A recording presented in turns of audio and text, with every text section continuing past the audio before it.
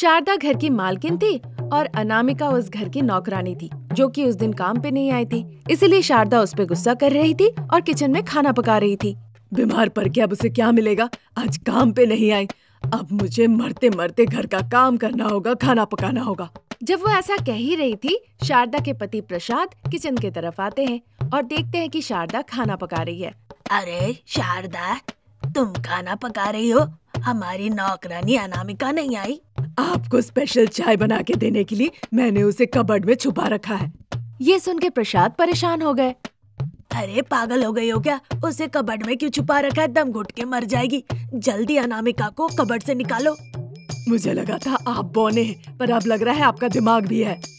ऐसा सुनकर प्रसाद शारदा को और आश्चर्य होकर देखने लगते हैं। 6 फीट की अनामिका कबर्ड में कैसे घुस पाएगी? जोक कर रही थी, नहीं समझते क्या? ये सुन के प्रसाद को थोड़ी राहत मिलती है। ये मजाक बहुत डरावना था। आजकल कुछ ज्यादा ही मजाक नहीं कर रही हो शारदा? बहुत बहुत धन्यवाद आपका। मैं किस्मत वाली हूँ कि आप जैसे पति मिले हैं। पत्नी की इतनी तारीफ करते हैं। और अच्छा होता अगर किसी से नकल ना करके तुम अपना कुछ कहती।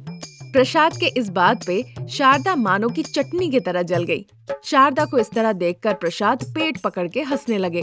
शारदा जब गर्मा गर्म सुगंधित चाय प्रसाद के सामने रखी, तब जाके प्रसाद की हंसी रुकी। गर्मा गर्म चाय देखकर प्रसाद उसे उठा के जैसे ही पीने के लिए जाते हैं, शारदा तुरंत वहाँ से चाय हटा के ले जाती है। ठीक उसी वक्त कॉलिंग बेल बजता है। प्रसाद जाते हैं दरवाजा खोलने के लिए। सामने खड़ा था रमेश, जिसने उनकी नौकरानी अनामिका को शादी करके घर ले आया। उन दोनों को देखकर प्रसाद आश्चर्य हो जाते हैं। अरे शारदा, जल्दी आना। चाय के लिए अब तुम नई नई कहानी बना रहे हो। रुको, आती हूँ। ऐसा कहते हुए चाय का कप लेके शारदा अपने पति के पास जाती है। दरवाजे के सामने खड़ा था फूलों का हार पहना हुआ बेटा रमेश और नौकरानी अनामिका। उन दोनों को एक साथ देखकर शारदा बहुत आश्चर्य हो जाती है और चाय का कप हाथ से फिसल के प्रसाद पे गिर जाता है। प्रसाद चाट के चाय का स्वाद लेने लगते हैं। शारदा, चाय में चीनी नहीं है। कुछ ही पलों में शारदा खुद को संभालती है। ये सब क्या है? तुमने अनामिका से शादी कर ली है क्या? माँ, मैं तुम्हें बताने वाला था। मैं और अनामिका एक दूसरे से प्यार करते हैं। पहले हमने सोचा था तुमसे ये बात कहेंगे और तुम्हारी आज्ञा लेकर ही हम शादी करेंगे, लेकिन छोड़ो बेटा, अब कुछ मत कहो। वो बात नहीं है माँ। देखो बेटा, हमें इस बात की चिंता नहीं है कि तुमने शादी कर ली, पर तुमने नौकरानी अनामिका से शादी की है, ये परेशानी है। हमारे घर में कई लोग आए दिन आते जाते रहते हैं। सभी लोगों को पता है कि ये कौन है और ये क्या काम करती थी यहाँ पे। अब वो यही कहने लगेंगे कि शारदा का बेटा रमेश को यहाँ पे कोई अच्छा रिश्ता मिला नहीं, इसीलिए आखिरकार वो घर की नौकरानी अनामिका से शादी कर ली, ताकि अब शारदा को मुफ्त में नौकरानी मिल जाए। माँ, वो आके हमारे घर आधा दिन रहेंगे, वो ज्यादा जरूरी है या हम ज्यादा जरूरी है? जब तुम लोग मरोगे तो आंसू बहाने से लेकर अंतिम संस्कार हम ही करेंगे ना, मैं और मेरी पत्नी। तुम लोग जरूरी हो बेटा। फिर मुझे और अनामिका को आशीर्वाद दीजिए पिताजी। अब चूंकि कोई और चारा नहीं था, इसीलिए उन्होंने अनामिका को स्वीकार कर लिया। पहले जैसे अनामिका घर का सारा काम करती थी, अभी भी वो सब कुछ करती है, पर अब बहुरानी के तौर पे। एक दिन रमेश ऑफिस के काम से बाहर गया था। तभी शारदा उसे बुलाकर कहती है, देखो अनामिका, मेरे बेटे की नजरों में तुम इस घर की बहू हो, पर हमारी नजरों में तुम अभी भी नौकरानी हो। इसीलिए जैसे हम पहले तुम्हें तनख्वाह देते थे, अभी भी हम देंगे। ऐसी बातें सुन के अनामिका दुखी हो जाती है, पर इस बात से वो खुश थी कि कम से कम उन्होंने उस घर में उसे रहने दिया। तभी एक दिन शारदा कहती है, अनामिका, कुएं के बगल में जो हमारा खेत है, वहाँ पे हम बैगन का फसल लगाए हैं। तुम वहाँ से ले आके आज बैगन भरवा बनाओ। ठीक है सासू माँ। मालकिन, ऐसा कह के टोकरी लेके वो बैगन लाने चली जाती है। ताजा ताजा बैगन खेत से ले आके अनामिका भरा हुआ बैगन की सब्जी बनाती है। पर शारदा और प्रसाद जो बाहर गए हुए थे, वो रात के 10 बजे घर लौट आते हैं। अब चूंकि उन दोनों को बहुत भूख लगी थी, तो उन्होंने सोचा था कि पूरी सब्जी वो खा लेंगे। अब जब दोबारा वो चावल लेने गए तो सब्जी देखा, सब्जी नहीं है। ऐसा 1-2 बार पहले भी हुआ था। शारदा को अब बड़ा गुस्सा आता है। अनामिका को वो बहुत डांटती है ताकि आइंदा वो ऐसा काम ना करे। अनामिका बहुत परेशान हो जाती है और इस बार वो चाहती है जानना कि आखिर में सब्जी गायब हो कैसे रही है। इसलिए डाइनिंग हॉल की सारी बत्तियां बुता के वो बेडरूम के पास खड़े होकर चुपचाप देखने लगती है। तभी वहाँ 3 मायावी महिलाएं आती है और बैगन की सब्जी वो खाने लगती है।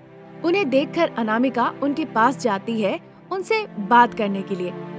देखो अनामिका, हमें तुम्हारी ये बैगन की सब्जी बहुत पसंद है, इसीलिए हम यहाँ पे रोज आते हैं तुम्हारी बनाई हुई बैगन की सब्जी खाने। हमारी वजह से तुम्हें बहुत डांट पड़ती है। अगर तुम चाहती हो कि हम यहाँ ना आए तो तुम हमारी दुनिया में आके बताओ बैगन कैसे फलते हैं और इसे बनाने का तरीका क्या है। इसके बदले हम तुम्हें सोना देंगे। ऐसी बात है तो मुझे आपकी दुनिया में ले चलिए। इस तरह से कहती है। फिर बैग में बैगन के पौधे लेती है और उन 3 मायावी महिलाओं के साथ अनामिका उनकी दुनिया में चली जाती है। वहाँ मायावी बैल और हल की मदद से वो खेती करती है और मिट्टी में बैगन के पौधे लगाती है। कुछ ही दिनों में वहाँ बैगन फलने लगते हैं। बड़े चमकदार फसल थे। वो देखकर वो 3 मायावी महिलाएं बहुत खुश होती है। अब मैं आपको सिखाऊंगी बैगन की सब्जी कैसे बनाते हैं, ध्यान से सुनिए।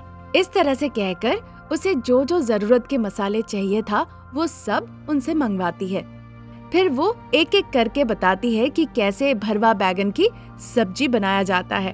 वो 3 मायावी महिलाएं पेट भर के सब्जी को खाती है। वो मायावी महिलाएं इतनी खुश होती है कि घड़ा भर के वो अनामिका को सोना देती है। फिर अनामिका को सोने के भरे हुए उस घड़े के साथ पृथ्वी लोक में लाके छोड़ देती हैं। अपनी दुनिया में आके अनामिका बहुत खुश होती है। उस सोने से अनामिका खुद के लिए एक बड़ा सा घर खरीदती है, जमीन खरीदती है और अपने पसंदीदा ढेर सारे जेवर भी खरीदती है और तब से वो अपने घर में महारानी की तरह रहने लगती है। नंदनपुर नाम के गांव में अनामिका नाम की एक गरीब बहुरानी रहती थी। वो विकलांग थी और उसके पति की मृत्यु हो चुकी थी। उसके बावजूद बिना डर भय के एक लाठी के सहारे वो जंगल जाया करती थी। वहीं से लकड़ी काट के ले आके उसे बेचती थी। उसी पैसे से वो अपनी बेटी भाव्या की पढ़ाई लिखाई कराती थी, साथ ही अपनी बुजुर्ग सासू माँ शारदा की देखभाल करके जिंदगी काट रही थी। इसी तरह हर दिन सुबह सुबह वो नींद से उठती थी, छड़ी के सहारा लेकर वो घर से बाहर निकल आती थी, पूरा आंगन का साफ सफाई करती थी। बाद में कुएं से लेकर वो बाल्टी में पानी डालती थी, फिर बाल्टी के उसी पानी से पूरे आंगन में छिड़का करती थी। उसके बाद साफ सफाई करके वहाँ पे एक अच्छा रंगोली बनाती थी। आज लगता है कल से ज्यादा बेहतर रंगोली डाला है मैंने। इस तरह से वो सोचती है। फिर वो लकड़ी के चूल्हे पे चावल और सब्जी पकाती है। फिर अंदर आती है और दीवार घड़ी के तरफ नजर जाते ही दिखता है 8 बज चुका है। वो जाती है अपनी बेटी भाव्या के पास। भाव्या जो तभी भी बिस्तर पे सो रही थी। भाव्या, भाव्या उठो, देखो घड़ी में 8 बज चुके हैं, तुम्हें स्कूल जाना है ना। माँ, आज संडे है, आज स्कूल नहीं है, आज आराम करने का दिन है, फिर भी आप मुझे सोने नहीं दे रही हो। संडे को कम से कम तो सोने दो ना माँ। खाना और पढ़ाई का कोई वक्त नहीं होता है बेटा। देखो, तुम्हें अगर बड़ा इंसान बनना है ना तो तुम्हें अच्छे से पढ़ाई लिखाई करनी होगी, ताकि टीचर जब भी सवाल पूछे तो तुम सही सही जवाब दे सको। अरे माँ, मैं तो पहले से स्कूल में फर्स्ट आती हूँ। आप क्या चाहती हो माँ, मैं स्कूल में भी फर्स्ट हो जाऊँ क्या? और नहीं तो क्या, क्लास में फर्स्ट, स्कूल में फर्स्ट, मंडल में फर्स्ट, स्टेट में फर्स्ट, तभी तो जाके तुम पूरे देश में फर्स्ट होगी बेटा। जब अनामिका ऐसा कही रही थी तभी भूपति अपनी बेटी गीता को लेके अनामिका के घर आते हैं। अनामिका, कहाँ हो अनामिका? मेरा फर्स्ट होने का ये सिलसिला बंद करो माँ, देखो हमारे घर पे कौन आया है मिलने। ऐसा कह के अनामिका लकड़ी के सहारे अपनी बेटी को साथ लेके घर के बाहर निकल आती है। देखती है भूपति बाबू आए हैं। अरे भाई साहब, मैं आपके पास आने ही वाली थी पर आ नहीं पाई, इसीलिए मैं आ गया। वैसे भी संभव कैसे हो पाएगा, तुम तो व्यापार कर रही हो, दोनों हाथ से कमा रही हो, तो कैसे याद रहेगा जो पैसे हम दिए हैं उसकी बात। ऐसा मत कहिए भाई साहब, हमारी परिस्थिति देखकर फिर भी आप ऐसा कह रहे हैं, ठीक हो रहा है क्या? इससे पहले कि अनामिका कुछ कहती, उस बीच भूपति कहने लगे, पर उन दोनों से पहले ही गीता कहने लगती है, भाव्या, ये तुम्हारा घर है? हाँ गीता, तुम तो मेरे घर में आई हो ना, क्यों? भाव्या, तुम एक दूसरे को जानती हो? हाँ माँ, मैं और गीता एक ही क्लास में पढ़ते हैं। सुनो अनामिका, तुम अपने पति के सारे उधार कब चुकाओगी और कैसे करोगी? काफी महीने हो गए उसके गए हुए। तुमने कहा था सारा उधार चुका दोगी, पर अभी तक एक पैसा भी नहीं मिला। अब बताओ तुम क्या करोगी? भैया, आपको मेरी परिस्थिति तो पता ही है ना। मैं अपाहिज हूँ। मैं लकड़ी के सहारे जंगल जाती हूँ, लकड़ी काट के उसे बेचती हूँ। वहाँ से जो पैसे मिलते हैं उससे हम एक दफे खाते हैं और दूसरे वक्त हम पानी पी के रहते हैं। एक तरफ मेरी बेटी की पढ़ाई लिखाई सब कुछ, दूसरी तरफ मेरी बुजुर्ग सासू माँ। आप ही बताइए भैया, मैं क्या करूँ? जब इतनी गरीब हो तो अपनी बेटी को पढ़ा लिखा क्यों रही हो? बताओ, तुम्हारी बेटी मेरी बेटी की क्यों बराबरी करे?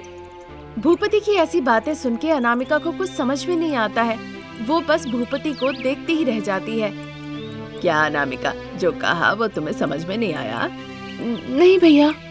तो मैं साफ साफ बताता हूँ, तुम अगर बेटी की पढ़ाई लिखाई बंद कर दो तो वहाँ पे पैसे खर्च नहीं होंगे। अपनी बेटी को साथ में जंगल ले जाओ, लकड़ियाँ काट के उसे बेचोगी तो दुगनी कमाई भी होगी। इस तरह तुम सभी लोग 2 वक्त का खाना भी खा पाओगे। क्या कहती हो? भूपति की ये बात सुन के अनामिका सारी चीजें साफ साफ समझ जाती है। भूपति भैया की बेटी गीता से मेरी बेटी भाव्या पढ़ने में ज्यादा तेज है।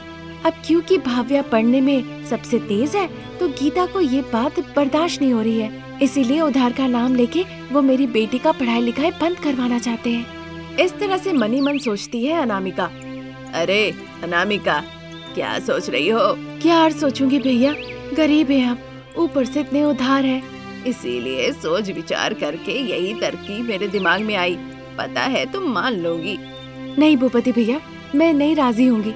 अगर आप अपना मन थोड़ा और बड़ा कर लेते हैं और मुझे थोड़ा और वक्त देते हैं तो मैं आपके सारे कर्ज चुका दूंगी, पर अपनी बेटी की पढ़ाई लिखाई मैं कभी भी बंद नहीं करूंगी। अनामिका की ऐसी बातें सुन के भूपति को बड़ा शौक लगता है। उसे गुस्सा आ जाता है। वो गुस्से में अनामिका से कहते हैं, देखो अनामिका, मुझे लगता है। जब वो कुछ कहने जा रहे थे तभी बुजुर्ग सासू माँ हाथ में लाठी लेकर बाहर निकल आती है। क्या हुआ, पंचायत में जाना है क्या? तो मैं वहाँ पे थोड़ा और समय मांग लूंगी और सारा उधार चुका दूंगी। अपनी बातों पे अगर आप मुकाम रहे तो वही अच्छा है। कर लूंगी बेटा, जाओ पंचायत बुला लो। वो बात नहीं है अनामिका, जो कहा है सोच के देखना। मेरी बेटी को अच्छे से पढ़ते लिखते देख आपकी बेटी डर गई है, इसीलिए आपको यहाँ लेकर आई है। ये देखकर ही मैं समझ गई आपकी बेटी पढ़ने लिखने में कैसी है। मेरे पति के उधार के लिए अपनी बेटी की पढ़ाई लिखाई का बलिदान नहीं दे सकती हूँ मैं। थोड़ा मन को बड़ा करके मुझे वक्त दीजिए, मैं आपका सारा उधार चुका दूंगी। ठीक है, मैं तुम्हें और 6 महीने देता हूँ, देखता हूँ कैसे उधार चुकाती हो। इस तरह से गुस्से से कह के अपनी बेटी गीता को लेकर भूपति चले जाते हैं। अनामिका काफी देर तक सोच में पड़ जाती है। फिर कविता, जो कि डोसा बेचती थी, वो अपना ठेला लेकर अनामिका के पास आती है। अनामिका, हम शहर रहने जा रहे हैं। बहुत पहले तुमने डोसा के ठेले के बारे में पूछा था, याद है? हाँ कविता दीदी। तो मैं ये तुम्हें देकर जाती हूँ। मैं और मेरे पति शहर जा रहे हैं। इस ठेले का ख्याल रखना, डोसा बना के बेचना, खुशी खुशी रहना। ऐसा कह के कविता वहाँ से चली जाती है। एक तरफ से ये अच्छा ही हुआ बहू, तुम ठेले में डोसा बना के बेचा करो। शारदा इस तरह से अनामिका से कहती है। तब से अनामिका ठेले में गर्मा गर्म डोसा बना के बेचना शुरू कर देती है। छुट्टियों के दिनों में भाव्या अपनी माँ अनामिका को मदद भी किया करती थी। वहाँ से कमाए हुए पैसों से अनामिका धीरे धीरे भूपति के सारे कर्ज एक एक करके चुकता कर देती है। इसी के साथ प्यार और जतन से अपनी बेटी को पढ़ाती लिखाती भी है और बुजुर्ग सासू माँ का देखभाल भी करती है।